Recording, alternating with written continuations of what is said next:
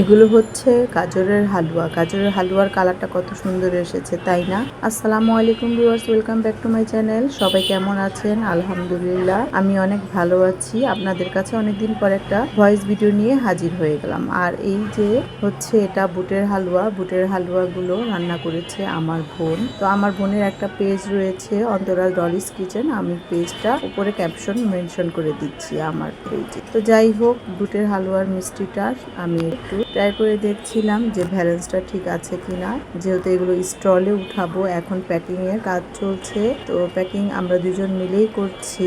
তো এই যে কাপের মধ্যে প্যাকিং করে কিশমিশ বাদাম সবকিছু দিয়ে একদম সুন্দর করে সাজিয়ে নিয়েছি। তো কেমন হয়েছে আমাদের এই যে প্যাকিং এবং সাজানো রান্না, তো টেস্ট করে যদি দেখতেন তাহলে তো অনেক সুনাম ধন্য হতাম আমরা। যাই হোক, এটা হচ্ছে বুটের হালুয়াগুলোই করে প্যাকেট করেছি, আর ওখানে গাজরের হালুয়া ছিল। তো এগুলো মোট মাঠ কতগুলো হয়েছে আমি এখনো গুনে দেখিনি। যাই হোক, আর এটা ছিল স্টোর লাগানোর আগের দিনের ভিডিও। আর এই যে সাথে ছিল ভুনা সেমাই। তো এই কাজ ছিল আজকের মতো। ভিডিওটি এখানে শেষ করছি। সবাই ভালো থাকবেন, সুস্থ থাকবেন, আর আমার জন্য দোয়া করবেন। দেখা হচ্ছে সামনের ভিডিওতে। আল্লাহ হাফেজ।